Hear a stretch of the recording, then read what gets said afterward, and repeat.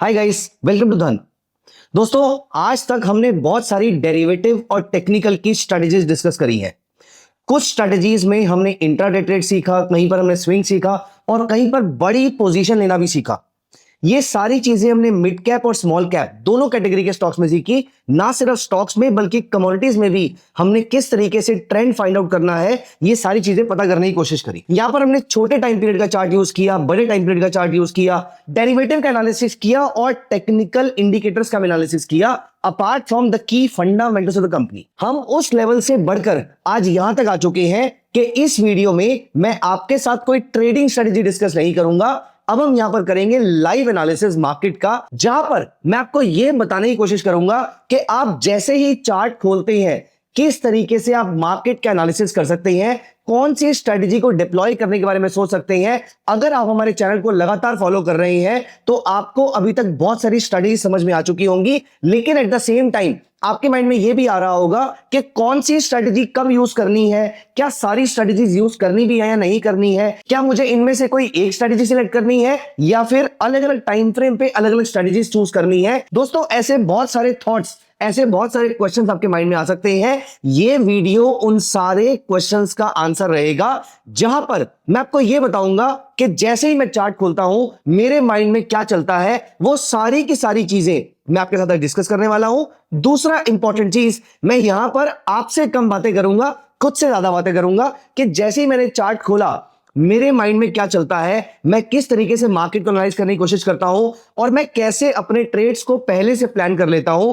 Eight any point in time मैं इस video में जितनी चीजें डिस्कस करूंगा, none of these should be seen as a trading और इन्वेस्टमेंट रिकमेंडेशन। लेकिन द आइडिया इज कि चार्ट खोलते ही आपको कैसे डिसाइड करना है कि आपको बाय करना है या शॉर्ट सेल करना है। एक्चुअली में इस पर्टिकुलर स्टॉक का क्या करना है। अच्छा, मोर इंपॉर्टेंट थिंग, इस स्टॉक में अब मुझे कैश मार्केट में ट्रेड करना चाहिए या एफएनओ में करना चाहिए। एफएनओ में करना चाहिए तो मुझे ऑप्शन की बाइंग करनी चाहिए या फिर ऑप्शन की सेलिंग करनी चाहिए। मैं आज ये वीडियो आपके सामने बना रहा हूं, लेकिन मुझे पर्सनली ऐसा लगता है कि सारी की सारी चीजें 10 से 15 मिनट के अंदर, 20 मिनट के अंदर सिखाना आसान नहीं है, डिस्कस करना आसान नहीं है। इसलिए मेरा पर्सनली मन ये है कि मैं इसको कम से कम 2 वीडियोस में लेकर आऊं। अगर आपको भी ऐसा ही लगेगा वीडियो के एंड तक पहुंचते पहुंचते, तो आप मुझे पार्ट 2 रिक्वायर्ड भी कमेंट सेक्शन में लिख दीजिएगा। I will be very happy talking about many stocks in different time frame. मैं आज यहां पर आपके सामने एक स्टॉक का एनालिसिस करने वाला हूं। इसको हम इंट्राडे या बीटीएसटी या 1-2 दिन के पॉइंट ऑफ व्यू से एनालिसिस करेंगे, लेकिन इंट्राडे के पॉइंट ऑफ व्यू से, स्कैल्पिंग के पॉइंट ऑफ व्यू से, पोजीशन के पॉइंट ऑफ व्यू से आपको जैसा भी एनालिसिस चाहिए आप एक बार मुझे कमेंट सेक्शन में बता दीजिएगा। I would be very happy bringing the second part of this video, provided आपको ये फर्स्ट पार्ट अच्छा लगता है और इसमें आपका काम आसान होता है कि किस तरीके से आपको अपने स्टॉक का एनालिसिस करना है और बिहेवियरली बायस्ड हुए बिना कैसे मुझे अपना एक सटीक डिसीजन बनाना है। देखो दोस्तों, डिसीजन सही हो या गलत हो ये तो ऊपर वाले के हाथ में है, लेकिन डिसीजन एक होना चाहिए, व्यू ऑब्जेक्टिव होना चाहिए, माइंड में कोई कंफ्यूजन या सब्जेक्टिविटी नहीं होनी चाहिए। ये तो हमारे हाथ में है, हम इतना जरूर करने की कोशिश करेंगे। तो आइए यहां पर स्टार्ट करते हैं एक अनबायस्ड एनालिसिस एक पर्टिकुलर स्टॉक का, जिस स्टॉक का नाम मुझे भी अभी तक नहीं पता है। मैं यहां पर आपके सामने चार्ट ओपन करूंगा और उस चार्ट पे देखेंगे क्या लगा हुआ है और उसके बाद देखेंगे हम किस स्टॉक का एनालिसिस कर सकते हैं। राइट साइड पे मेरी वॉच लिस्ट होगी, उस वॉच लिस्ट में से कोई एक स्टॉक उठा के हम उसका एनालिसिस करना स्टार्ट कर देंगे। चलिए आइए हम चलते हैं धन के टीवी कंसोल पे और यहां पर मैं आपके सामने अपना चार्ट ओपन कर लेता हूं। यहां पर हम चार्ट ओपन कर लेते हैं ओएनजीसी का।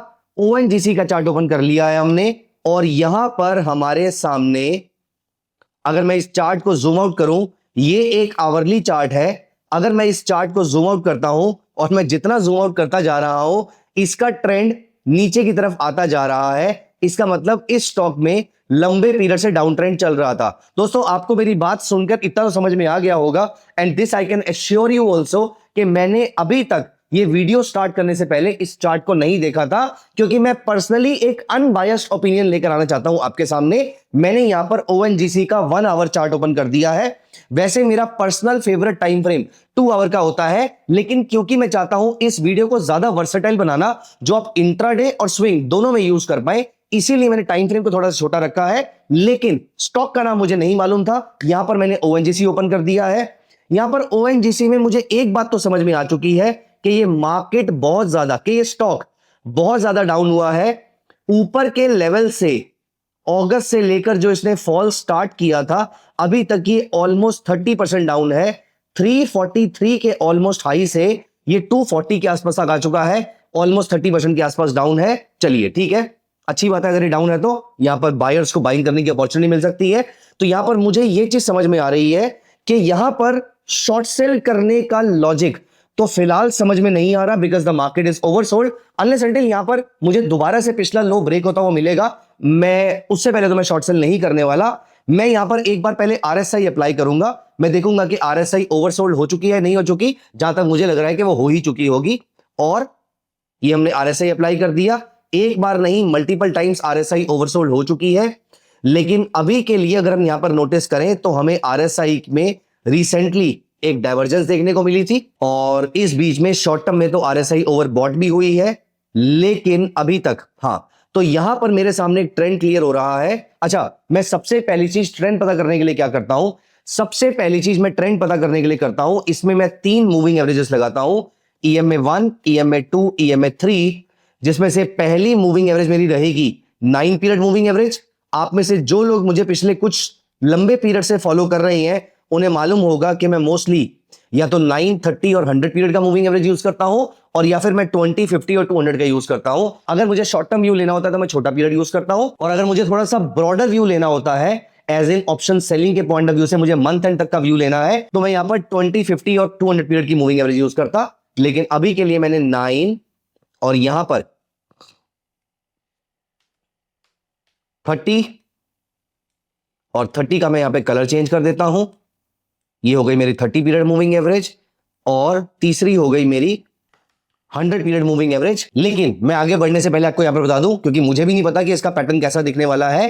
अगर मुझे इनका पैटर्न ऐसा दिखता है जहां पर 9 is below 30 and 30 is below 100, तो फिर every bounce will be seen as a selling opportunity by मी।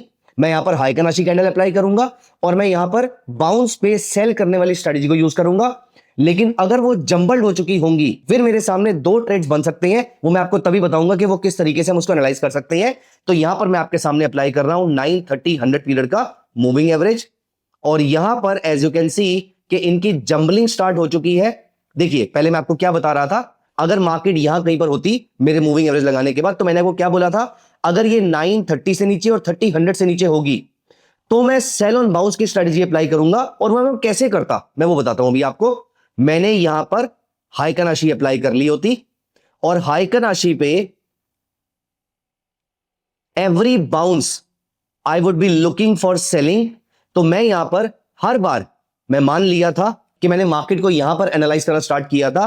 अगले डिप के बाद मार्केट जब कभी भी इस वाली एवरेज, इस वाली एवरेज या इस वाली एवरेज के पास जाती, ऑब्वियसली ग्रीन हाइकनाशी कैंडल बनाती हुई, और उसके बाद अगर मुझे वहां पर रेड हाइकनाशी के 2 कैंडल्स मिलते, इनका लोअर लो ब्रीच होने पर, जो कि सेकंड कैंडल का ही लो रहेगा, मैं इसके नीचे शॉर्ट सेल करता और ये मेरा मोमेंटम ट्रेड रहता। लेकिन यहां पर फिलहाल मुझे ऐसा नहीं मिला है, क्योंकि मुझे यहां पर इंटरमिंगलिंग मिली है। इसका मतलब मार्केट बियरिश ट्रेंड से तो बाहर आ चुकी है।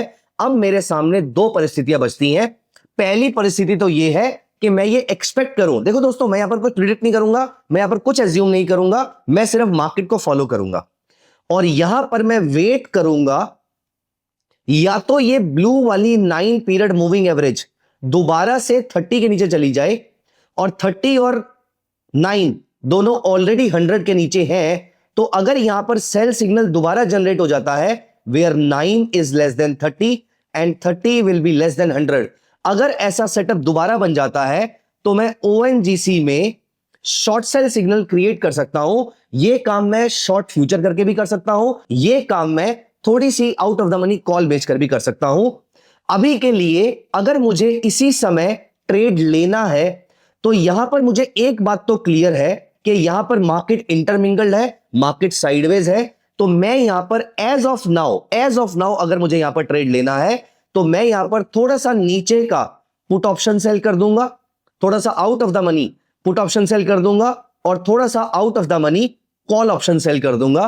तो मैं यहां से इक्विडिस्टेंट ऊपर और नीचे के कॉल और पुट सेल कर दूंगा, मे बी 2-3% ऊपर की कॉल और 2-3% नीचे की पुट मैं दोनों सेल कर दूंगा, डिपेंड करता है उसमें लिक्विडिटी है या नहीं है। एक राउंड नंबर पे मेरा जो नंबर बैठेगा मैं वो उसको सेल कर दूंगा।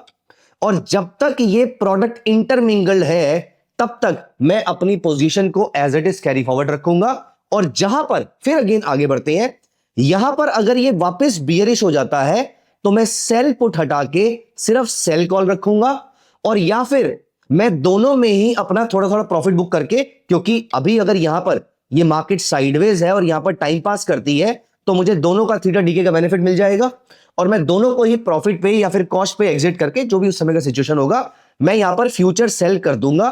तो यहां पर मुझे क्विक गेन्स मिल सकते हैं। अगर आप प्योरली ऑप्शन ट्रेडर हैं, अगर यहां पर बियरिश ट्रेड बनता है तो आप सेल पुट को एग्जिट करके सिर्फ सेल कॉल अपना कंटिन्यू कर लेंगे।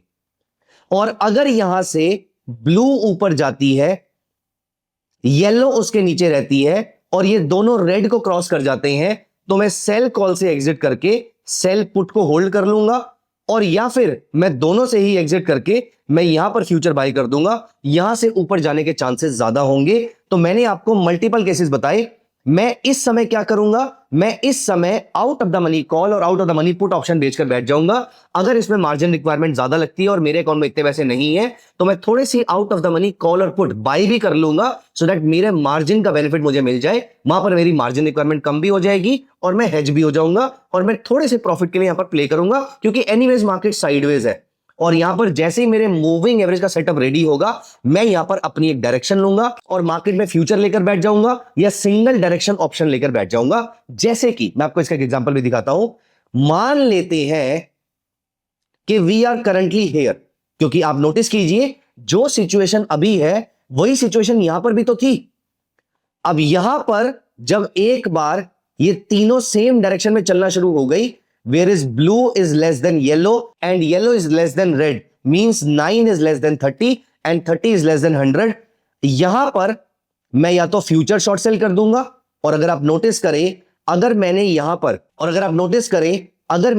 पर अपना फ्यूचर शॉर्ट सेल किया होता अराउंड 264 के आसपास ये सेलिंग बनती है। इसके बाद प्राइसेस नीचे गए हैं 241 तक, 10% से अच्छी मुझे डाउनसाइड मिली है। आप यहां पर out of the money call option बेचकर बैठ सकते थे और या फिर आप यहां पर फ्यूचर शॉर्ट सेल कर सकते थे, आप यहां पर कुछ भी कर सकते थे। और अगर ये मार्केट लंबे पीरियड तक इस पीरियड में फंसी रहती, एज यू कैन सी, अगर हम ये मान लें कि अभी हम यहां पर हैं, उसके बाद मार्केट ने सेल सिग्नल दिया लेकिन ट्रिगर नहीं हुआ क्योंकि लो ब्रीच नहीं किया, फिर मार्केट ने वापस यहां से सेल सिग्नल छीन लिया, फिर मार्केट ने वापस सेल सिग्नल दिया, इस पीरियड में 31 अक्टूबर से 8 नवंबर तक का टाइम बीत चुका है, मुझे दोनों ऑप्शन का थीटा डीके मिल चुका होगा, सेल कॉल का भी और सेल पुट का भी। अगर वो प्रॉफिट डिसेंट था मैं प्रॉफिट लेता और मार्केट से बाहर आ जाता, और या फिर अगर वो प्रॉफिट उतना डिसेंट नहीं था, उतना अच्छा नहीं था, तो मैं इस ट्रेड को कंटिन्यू भी यहां से कर सकता था। तो हमें नहीं पता है कि आगे क्या होने वाला है, लेकिन मेरी प्लानिंग बिल्कुल रेडी है। मैं फिलहाल यहां पर out of the money call sell, out of the money put sell कर रहा हूं। और यहां पर अगर ये ब्लू लाइन रेड के नीचे जाती है तो मैं out of the money put option को हटा दूंगा, मैं सिर्फ कॉल ऑप्शन सेल करके बैठ जाऊंगा, या फिर मैं वहां से एक फ्यूचर शॉर्ट सेल कर दूंगा। डिपेंड करता है कि आप कौन से प्रोडक्ट में ट्रेड करना चाहते हैं। दोस्तों, इस तरीके से आपके लिए मार्केट कभी भी सरप्राइजेस लेकर नहीं आएगी। अगर आपको पहले से मालूम होगा कि अगर ऐसा होगा तो मुझे ये करना है और अगर वैसा होगा तो मुझे वो करना है, मतलब आपके माइंड में पूरा का पूरा एल्गोरिथम सेट है। सबसे बड़ी प्रॉब्लम तब होती है जब आप चलती मार्केट में डिसीजन लेते हैं, क्योंकि यहां पर माइंड, पैसा, सारी चीजें साथ में एक्ट कर रही होती हैं। ऐसा होने पर आपके डिसीजन गलत होने के चांसेस बहुत ज्यादा होते हैं, because you get carried away with the trade, you get carried away with the emotions, you get carried away with the very sharp market movements. Do not get carried away with anything. आप अपने rules पहले से तैयार करके रखिए, आपके pre defined rules ही आपको market में सक्सेस दिलवा पाएंगे। यहां पर मैंने जिस तरीके से आपको बताया कि मैं इस तरीके से बिहेव करूंगा, अब मैं इस तरीके से प्ले आउट करूंगा।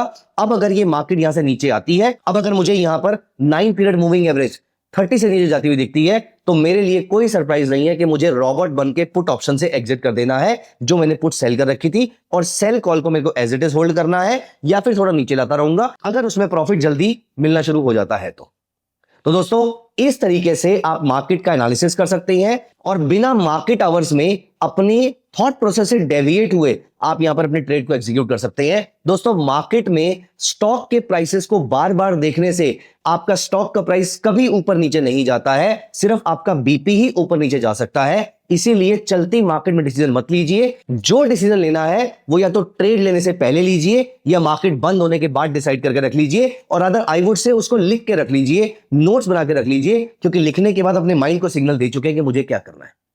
दोस्तों ये मैंने एक छोटा सा एनालिसिस करके दिखाया। मैं ऐसे बहुत सारे स्टॉक्स पे और एनालिसिस करना चाहता हूं। अगर आपको ये वीडियो पसंद आए तो मुझे व्यूज, कमेंट्स और लाइक्स के थ्रू बता दीजिएगा। आप इसको अपने फ्रेंड्स के साथ शेयर कर दीजिएगा। मुझे वहां से सिग्नल मिल जाएगा कि आपको इस वीडियो का सेकंड पार्ट, थर्ड पार्ट या फोर्थ पार्ट भी चाहिए, और आपको जिस प्रोडक्ट में चाहिए आप उस प्रोडक्ट का नाम भी कमेंट सेक्शन में मेंशन कर सकते हैं। फॉर एग्जांपल गोल्ड में चाहिए, सिल्वर में चाहिए, क्रूड ऑयल में चाहिए, निफ्टी पे चाहिए, बैंक निफ्टी पे चाहिए, छोटे स्टॉक, बड़े स्टॉक, इंट्राडे, स्विंग, पोजिशनल, कैसे टाइप के प्रोडक्ट में चाहिए, आप सिर्फ कमेंट सेक्शन में बता दीजिएगा और इस वीडियो को लाइक कर दीजिएगा। मुझे वहां से सिग्नल मिल जाएगा कि आप इसके सेकंड पार्ट में भी इंटरेस्टेड है। I will be happy bringing the second part of this video. Thank you so much guys. I hope आपको मेरा ये एफर्ट पसंद आएगा। अगर हाँ तो वीडियो को लाइक कर दीजिएगा और चैनल को सब्सक्राइब कर दीजिएगा। Thank you so much. Bye bye. Take care. Investments in the securities market are subject to market risk. Read all the related documents carefully before investing.